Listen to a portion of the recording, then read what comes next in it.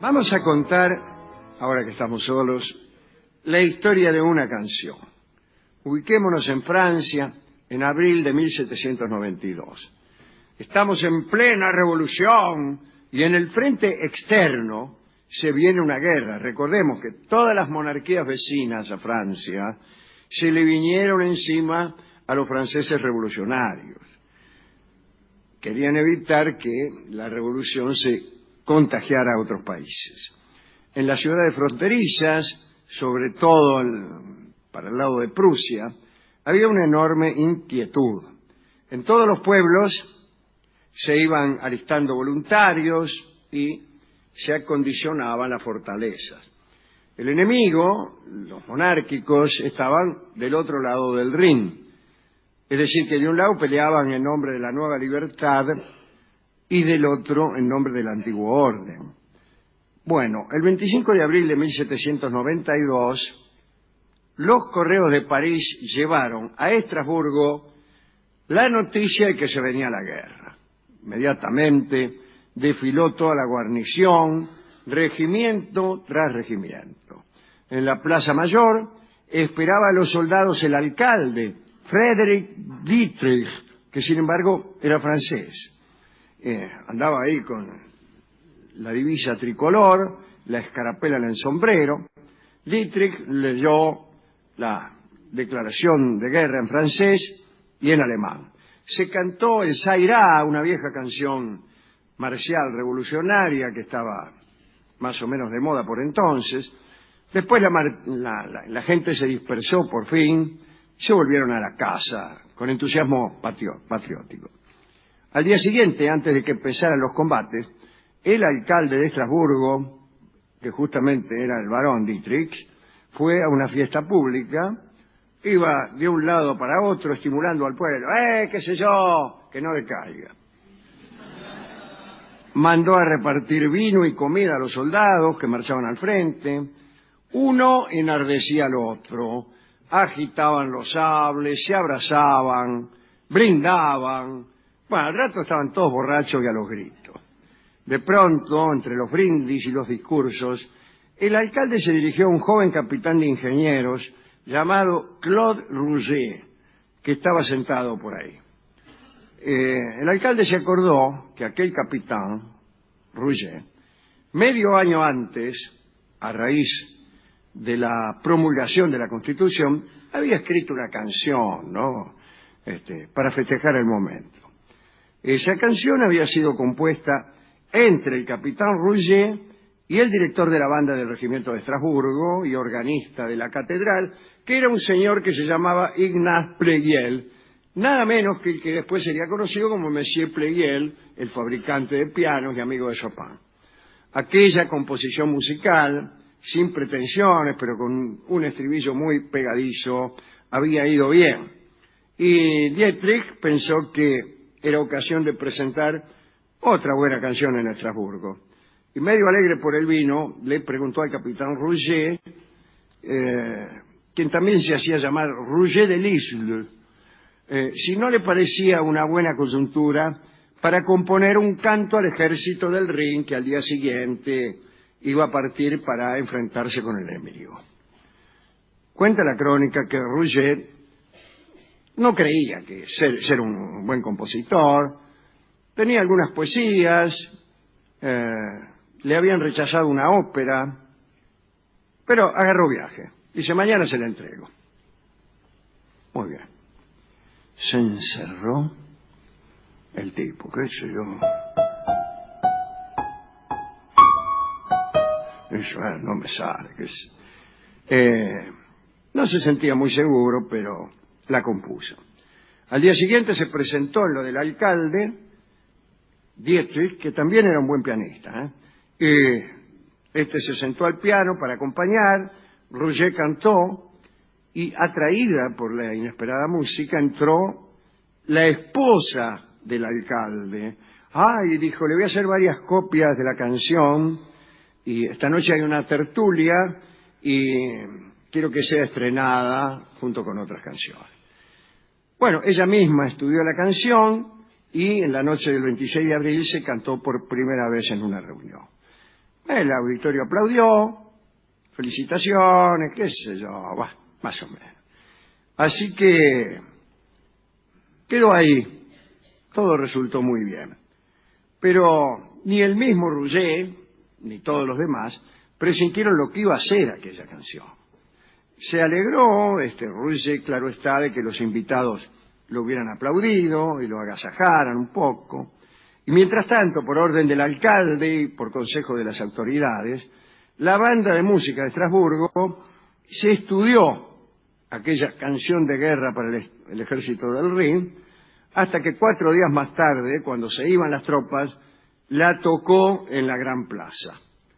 Y bueno, todo pareció quedar reducido a un acontecimiento provinciano que sería pronto olvidado.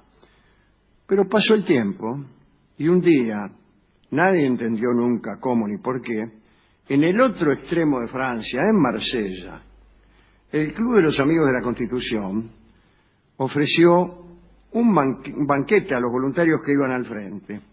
Sentados alrededor de una larga mesa, había 500 jóvenes. Y de repente, en pleno banquete, un tal Mirel, estudiante de medicina, levantó su copa. Y todos callaron, esperando un pequeño discurso, un brindis, una arenga, pero en cambio el tipo empezó a entonar una canción desconocida por todos, que no sabían cómo ni dónde la había aprendido. Y la llamó Allons enfants de la patrie, y prendió, como prenden las canciones populares. A los pocos días era conocida ya por miles de franceses. Cuando los soldados pasaban por los pueblos, los campesinos la escuchaban entusiasmados y la empezaron a llamar la marsellesa, porque la cantaban los niatos que venían de ahí. Nadie tenía idea de quién era su autor, pero la canción de Rouget se oía por todas partes. Se olvidaron las otras marchas. La marsellesa se cantaba en los banquetes, en los teatros, todo el ejército, y hasta se empezó a cantar en las iglesias, después del Te Deum, incluso en lugar del Te Deum. Servan, el primer ministro republicano de la guerra, ordenó que se enviaran 100.000 ejemplares de aquella composición a todos los cuarteles, y al cabo de pocas noches la marsellesa tenía más impresiones que todas las obras de Molière, Racine y Voltaire juntas. Pero, fíjense ustedes, en una pequeña guarnición de Hooligan, Rouget ni siquiera sospechaba que la marsellesa era su canción y andaba por ahí olvidado, revisando el estado de las fortificaciones. Nadie en toda Francia se preocupó por el capitán Rouget, ni siquiera se imprimía su nombre como autor. Algunos dicen que la indiferencia fue propia del desorden del universo, del azar ingrato, pero otros dicen que lo escondieron un poco, porque el tipo, el inventor del himno de la revolución, no tenía mucho de revolucionario. Cuando los marselleses y el pueblo de París, cantando aquella canción, asaltaron las Tullerías e hicieron encerrar al rey, Rouget de Lisle se espantó. Se negó a prestar juramento a la República y prefirió abandonar su carrera antes que servir a los jacobinos. Rouget expresó abiertamente su desacuerdo con el Comité de Salud Pública, sobre todo cuando supo que había ido a parar a la guillotina nada menos que nuestro amigo Dietrich, el alcalde de Estrasburgo, por supuesta tibieza. Le cortaron la cabeza por tibio. Todos los oficiales y aristócratas que fueron sus primeros oyentes en aquella tertulia fueron a parar a la guillotina. Y escuchen esto, el poeta de la Revolución, creador de aquella marcha, fue detenido como contrarrevolucionario y se lo procesó por traidor. Lo salvó con el hilo de una pata el 9 de Termidor, que con la caída de Robespierre hizo que se abrieran las cárceles. Pero aunque salvó la cabeza, no le fue bien al amigo Rouget. Dice la crónica, más de 40 años sobrevivió el desgraciado Rouget a la única jornada creadora de su vida. Pasó todo el tiempo entregado a pequeños negocios, en vano intentaron ayudarlo Carnot y más tarde Bonaparte. Había algo en el carácter de Rouget que había quedado irremediablemente envenenado y amargado por la crueldad de aquel destino que le permitió ser un genio por 3 horas para devolverlo luego a su propia insignificancia. Por no poder pagar unos bonos, fue en cana, mal visto por todos, acosado por los acreedores, bueno, una vida de porquería.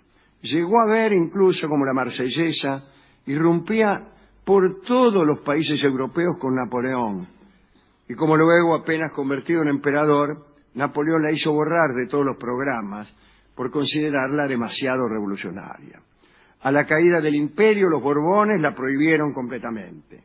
En 1830, cuando Rouget ya era un anciano, se sorprendió al ver que la Revolución de Julio hizo resucitar su letra y su melodía en las barricadas de París. Luego, el rey Luis Felipe le otorgó una pequeña pensión como autor. Murió en 1836, a los 76 años, sin que nadie lo recordara. La Marsellesa fue himno entre 1879 y 1940, porque durante la ocupación nazi fue prohibida otra vez. Después de la guerra, recién en 1958, la Marsellesa fue declarada himno nacional. Fue entonces cuando se ordenó que el cuerpo del capitán Rouget, que estaba enterrado, andá a saber en qué cementerio, fuera exhumado para ser enterrado en Les Invalides, ahí donde está enterrado el mismo Napoleón. Y ahí está, en el mausoleo de las figuras ilustres de su patria, quizá con el dolor de no haber sido más que el poeta de una noche. Para él cantamos hoy en La Venganza. Ojalá que nuestro canto le deje un poco de amor francés.